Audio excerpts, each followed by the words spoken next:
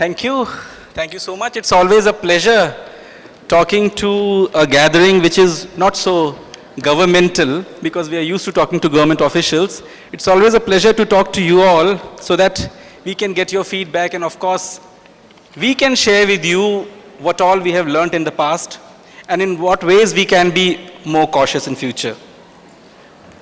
Honorable colleagues sitting on the dais, respected mayors coming from far-off places to attend this gathering, respected officials, Janardhan sir, good to see you after 7 years. We were together in phase 3. सभी सम्माननीय जन प्रतिनिधिगण जो Raipur municipal corporation से यहाँ पर उपस्थित हैं, dear friends, media people. See, I don't have a formal PowerPoint presentation, so I would prefer talking to you walking like this. See, smart city as a scheme, it's very different from other schemes which are being implemented by either MOUD or HOOPA. See, you all will also appreciate that we were hearing this word called smart city for quite some time. For past 1 or 2 years, we were hearing smart city scheme is going to come, and so many cities are going to be selected for implementation. But around 1 year's deep deliberation, thinking, scores of rounds of brainstorming happened before ultimately Ministry of Urban Development declared this scheme in 2015. So, because so much of deliberation has gone into formation of this scheme, therefore, this scheme was out to be slightly different from other schemes which were being implemented at that point of time. See, the first most important thing in which this scheme was different was that it was a competition-based selection. आज से पहले किसी भी योजना में भारत सरकार के द्वारा कभी भी कोई कंपटीशन नहीं करवाया गया. जो क्राइटेरिया होता था कि एक डेफिनेट फंड एलोकेशन हमको मिलता था, उसके बेसिस पे हम अपने प्रोजेक्ट्स बनाते थे, गवर्नमेंट ऑफ इंडिया को भेजते थे और वो अप्रूव हो जाया करते थे. पहली बार एक कंपटीशन एलिमेंट आया, उन्होंने कहा कि हम 100 शहरों को स्मार्ट सिटी डिक्लेयर करेंगे, and all states were requested to send their proposals. So first there was an intra-state competition amongst all the cities.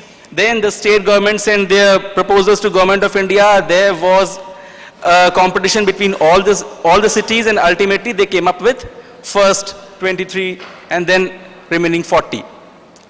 The second thing which made this scheme different was that because it was not a piecemeal approach of selection of a group of projects, it was an area-based projects. We were supposed to come up with a smart city plan.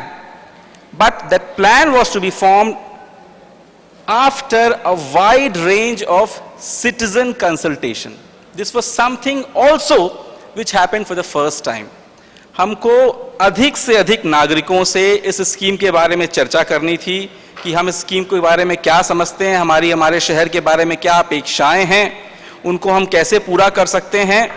और इस consultation के लिए न सिर्फ camps, सभाएं, नुक्कड़ों में जाकर लोगों को फॉर्म्स बांटना, उनके फीडबैक लेना, बल्कि telephonic calls to them, their feedback through social media, Facebook and Twitter were very prominent in this thing. So, and we were getting marks on the basis of how many citizen we consulted. हमने कितने लोगों से चर्चा की, कितने हजार या कितने लाख, कितने लाइक्स हमको मिले, कितने ट्वीट्स रीट्वीट्स हुए, उसके बेसिस पे नंबर मिले और उस नंबर को इस कंपटीशन में जोड़ा गया. तो दो चीजें, एक तो कंपटीशन से सिलेक्शन और दूसरा citizen engagement. Because of these two our learning is, which is very important, कि we can not afford to falter, we can not afford to fail.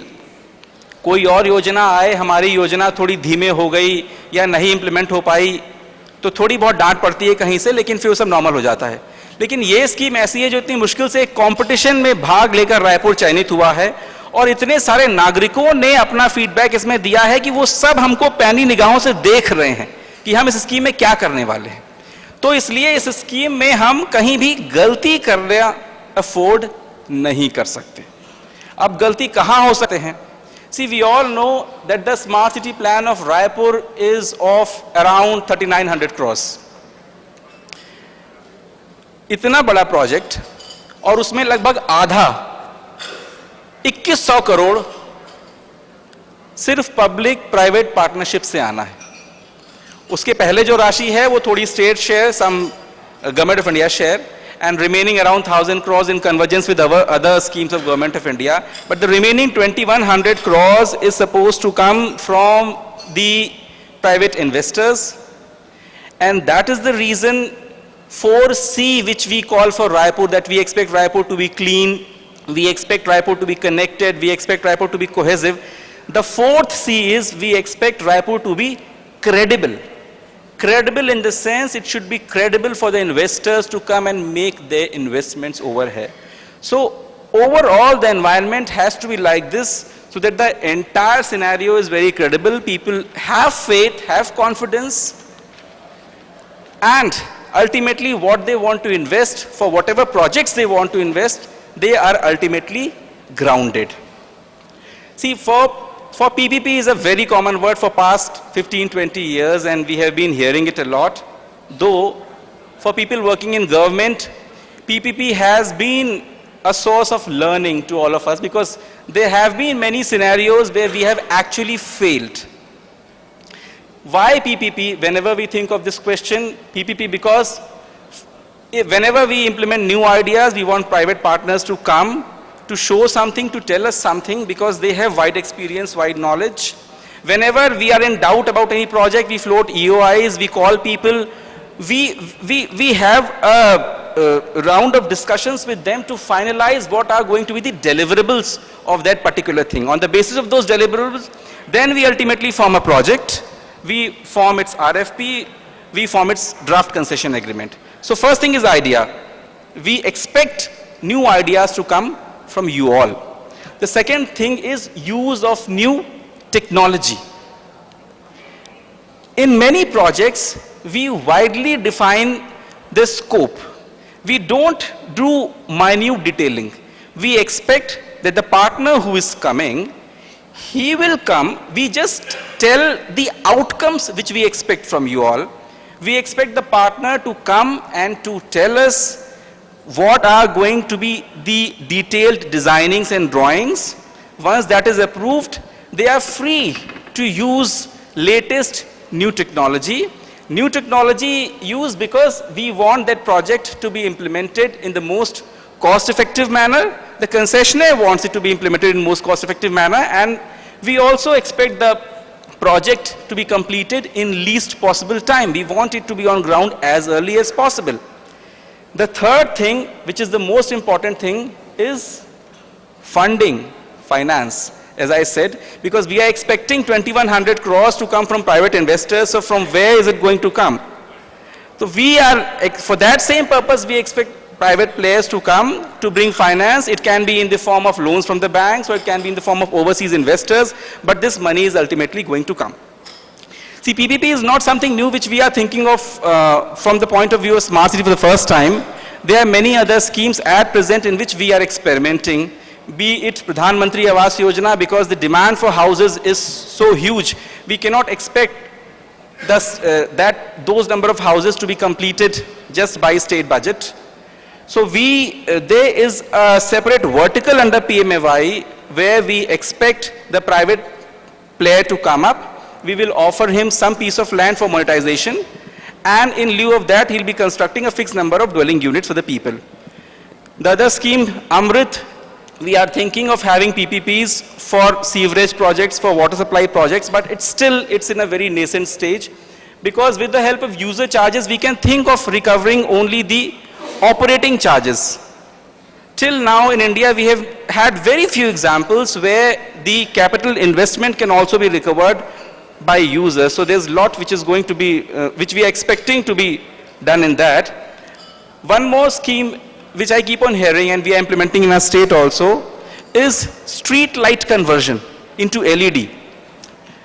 This thing was very prominent around 4-5 years ago when there were private players who were willing to come and to replace the existing incandescent lamps with the LED lights, and in return, we were thinking that because of use of LED lights, the electricity bill is going to come down. So whatever saving is going to happen, that we will share. And that sharing pattern, what percentage will be shared, was the bidding criteria. हमने 4 बार tender किया, 1, 2, 3, 4, कोई नहीं आया. And we had a decent firm as consultant with us. I am giving this example because I want to emphasize that this is something which we are continuously learning. 4 साल बाद हमने ये सीखा कि LED लाइट लगाने के बाद भी जो बिजली बिल है वो घटता नहीं है. जब घटेगा ही नहीं तो शेयर क्या करेंगे? बिजली बिल घटता क्यों नहीं है? क्योंकि किसी भी समय हमारे निगमों में पूरी लाइटें जल ही नहीं रही होती हैं. वो 70-80% लाइट ही जल रही होती है. और जब हम LED लगाते हैं, उसे एक कंप्यूटर के माध्यम से उसको हम ऑपरेट करते हैं, हम देखते हैं कि सभी लाइटें जल रही हैं. तो जब सब लाइटें जलती हैं तो जो बिजली का बिल है वो घटता नहीं है, वो उतना ही रहता. इसलिए उससे सीख लेते हुए हमने अपना मॉडल बदला. Now we are implementing that project on annuity basis with a separate firm. So constant learning keeps on happening. Now for any project, which projects are suitable for PPP? Any project which has decent revenue returns, it can be in the form of user charges or it can be in the form of rentals which can be collected. If there is a decent revenue source which we can foresee, if there is a decent return on investment, then we can think of that the partner will get a financial closure. उसके बिना bank से उसको loan ही नहीं मिलेगा सामने वाले को. तो वो तो यदि उस तरह की प्लानिंग हमने शुरू से नहीं की है तो वो आगे चलने वाला नहीं है. भले चाहे हम अपनी अच्छी से एक बैलेंस शीट बनाकर दिखा दें, लेकिन जब भी हम कभी बैंक के पास जाएंगे तो उसका फाइनेंशियल क्लोजर नहीं होगा. दूसरी बात आती है कि हम एग्रीमेंट को किस तरह से डिजाइन कर रहे हैं. यदि रिटर्न ऑन इन्वेस्टमेंट्स जो हमें ठीक ठाक दिख रहे हैं और उस तरह का एग्रीमेंट भी बन रहा है, तो ये क्वाइट पॉसिबल है, ऐसा संभव है कि आगे ये मॉडल सक्सेसफुल हो जाएगा. लेकिन यदि हमने प्लानिंग अपनी ठीक ठाक करी है, हमारा स्प्रेडशीट भी ठीक ठाक है, लेकिन आगे चल के यदि रिटर्न्स नहीं आ रहे हैं, कुछ ऐसी घटनाएं होती हैं कि रिटर्न्स नहीं आ रहे हैं, तो that is not going to take off. वो बीच में कहीं ना कहीं जाके प्रोजेक्ट हमारा रुक जाएगा. पीपीपी हो गया, एग्रीमेंट हो गया, काम शुरू भी हो गया, लेकिन आगे जाके वो बीच में रुक गया. ऐसा उदाहरण हम लोगों को पिछले 2008 के बाद बहुत देखने को मिले इन टर्म्स ऑफ रोड्स. बहुत सारे हाईवेज टोल टैक्स के बेसिस पे many agreements were signed, many projects took up, but ultimately there was some log jam somewhere. It can be in the reason of the land was not available to them, land acquisition could not happen, but somehow that couldn't happen. So government took a cue, and now instead of having entirely toll based projects, government gradually shifted to annuity, and now one stage ahead we have now shifted to hybrid annuity. See, in PPP one thing more which is very important is risk sharing. जो risk has to be adequately shared between the public partner and the private partner, and one principle that we always follow is risk is to be borne by the person who is most suited to bear that risk. अब यदि हमने जब agreement बना रहे हैं, हमने सारे risk private player के खाते में डाल दिए, समझा बुझा के कैसे कैसे कि नहीं this is the way the division is going to happen. यदि हमने एडिक्वेट डिवीजन नहीं किया है, if we are putting the burden of almost all the risk और major part of risk on the private player, what is going to happen? He will bid, but he will build in that cost of that risk into his financial quote. When we'll open the financial bid, the quote will rise, we'll get very high quote, the project cannot take off. तो इन सब चीज़ों को हम लोगों को पहले जब when we are designing the projects we have to keep in mind. And क्योंकि यहाँ पर बहुत सारे हमारे अधिकारीगण बैठे हैं, नगर निगम के जनप्रतिनिधिगण बैठे हैं, दो बातें मैं विशेष तौर पे पीपीपी के जो डिटेल्स हैं, किन किन प्रोजेक्ट्स में हम इसको ले सकते हैं, कैसे इंप्लीमेंट करेंगे, क्या टेक्नोलॉजी है, my all esteemed colleagues are there, they will tell you. But two things which I will stress on, especially when I have in front of me honorable public representatives and officials of SUDA as well as नगर निगम, दो चीजें हमको बहुत ध्यान रखनी है। मैं तभी इसको हिंदी में बोलूंगा कि सरकार में डॉक्यूमेंट को पढ़ने की आदत बहुत कम लोगों में होती है।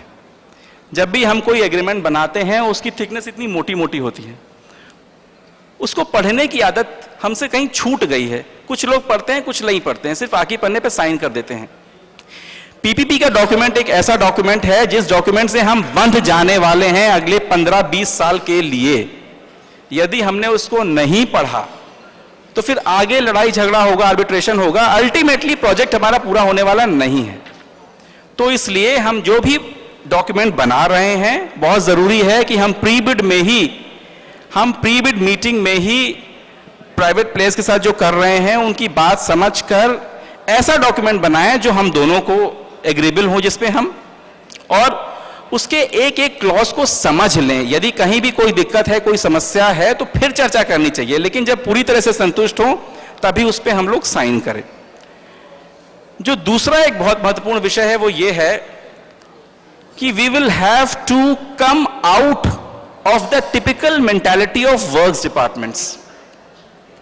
नगर निगम में विशेष तौर पे मैं कहना चाहूंगा कि अभी जो एक संबंध है एक सरकारी तंत्र का और एक ठेकेदार का, we keep both of them at separate pedestals. जो सरकारी अधिकारी जो काम कर पा रहे हैं वो अपने आप को थोड़ा ऊंचे पेडेस्टल पे रखते हैं, जो ठेकेदार काम कर रहा है वो थोड़ा सा नीचे पेडेस्टल पर रहता है, कभी भी इवन नहीं होता है। और उस कारण से बिल्स क्लियर नहीं हो रहे हैं, या वो मिलना चाह रहा है, वो अपनी समस्या बताना चाह रहा है, लेकिन वो दफ्तर में बाहर हमारे वेट कर रहा है। जो इस तरह की घटनाएं हैं कि अभी एक मैं सुबह बात कर रहा था तो बोले कि गला घोट देते हैं। तो जो जब तक इस तरह की थिंकिंग से हम बाहर नहीं निकलेंगे, पीपीपी में कोई कंसेशनर सामने आने वाला नहीं है। हम एक कॉन्ट्रैक्टर से काम करवा रहे हैं क्योंकि वो काम कर रहा है, उसके हम बिल क्लियर कर रहे हैं, वो बिल लेके जा रहा है, तो अल्टीमेटली उसकी गर्दन हमारे पास है कि उसने सही काम नहीं किया तो वो बिल हम रोक देंगे, सही करो, इसको तोड़ो, फिर से बनाओ। लेकिन यदि, और अभी तक क्योंकि हम इसी तरह का काम करते आ रहे हैं पिछले 50 सालों से, तो हमको इसी तरह की आदत है कि यदि कोई काम लेने वाला आया है तो बस जब हमारे हिसाब से काम करेगा, ठीक काम करेगा, तो आगे की बातें आगे बढ़ेंगी। लेकिन जब हम ये क्रेडिबल एनवायरनमेंट की बात कर रहे हैं, जो 4th C है, इनफैक्ट आई विल नॉट से it is 4th, it is the first C of Raipur smart city. जब हम क्रेडिबल एनवायरनमेंट की बात कर रहे हैं तो जो इन्वेस्टर पार्टनर आ रहा है वो हमारे लिए कोई कॉन्ट्रैक्टर या कोई वेंडर नहीं है। That's why we are calling you as investor partner, क्योंकि वो स्वयं अपना पैसा लगा के उस प्रोजेक्ट को करने वाला है। उसको हम शुरुआत में कहीं कोई राशि नहीं देने वाले हैं, वो स्वयं अपना पैसा लगाकर उस प्रोजेक्ट को करने वाला है। बल्कि I will go one step more, he is not the partner, he is the owner of that project. वो उस प्रोजेक्ट का मालिक है अगले 15-20 साल के लिए, जब तक कि हमारा कंसेशन पीरियड चल रहा है। उस कंसेशन पीरियड के लिए तो वो मालिक है। उसके बाद जब एक बार कंसेशन खत्म होता है तो भले चाहे वो एसेट हमको वापस ट्रांसफर हो जाए। तो इसलिए हम थोड़ी सी अपने उस सोच को बदलें कि जो व्यक्ति सामने आ रहा है वो अपनी जो राशि लगाने वाला है, उस काम को करने वाला है, उसकी क्या समस्याएं हैं, उसके क्या डाउट्स हैं, हम किसी भी एग्रीमेंट करने से पहले उस सबको दूर कर लें, उसे पूरी तरह से कंफर्टेबल कर दें। और आगे जब प्रोजेक्ट इंप्लीमेंटेशन फेज में आता है तो जो भी समस्याएं हैं उसकी बजाय वो हमारे पास आए, हमको उसको बुला के पूछना चाहिए कि और क्या दिक्कत है। तभी वो प्रोजेक्ट टाइमली कंप्लीट होगा। और जिस प्रकार की हमारी मंशा है कि हम आधे प्रोजेक्ट्स पीपीपी पे करने वाले हैं, तभी हमको उस तरह के पार्टनर्स मिलेंगे। यहाँ पर 2 दिवस का सम्मेलन है, जो कई फ्लैगशिप सिटीज हैं जिन्होंने बहुत बढ़िया काम किए हैं, उनके अधिकारी, उनके जन प्रतिनिधिगण यहाँ पर उपस्थित हैं। मुझे लगता है कि उनके अनुभवों से हमको काफ़ी कुछ सीखने को मिलेगा। अभी सिर्फ रायपुर स्मार्ट सिटी है, अगली लाइन में बिलासपुर है और उसके बाद 3 शहर और हैं, जैसा माननीय मंत्री जी ने बताया। हम सब कुछ इन डेलिब्रेशंस में बहुत कुछ ऐसा निकल के आएगा जिससे कि हम 5 शहर लाभान्वित होंगे। और ये एक तरह का एक्सपोजर हमारे सभी जनप्रतिनिधिगण और जो हमारे अधिकारी हैं नगर निगम के और सूडा के, उनके लिए भी काफ़ी बेहतर होगा। मैं उम्मीद करता हूँ उससे बहुत अच्छे नतीजे आएंगे। मैं आप सभी लोगों को बहुत बहुत शुभकामनाएं देता हूँ।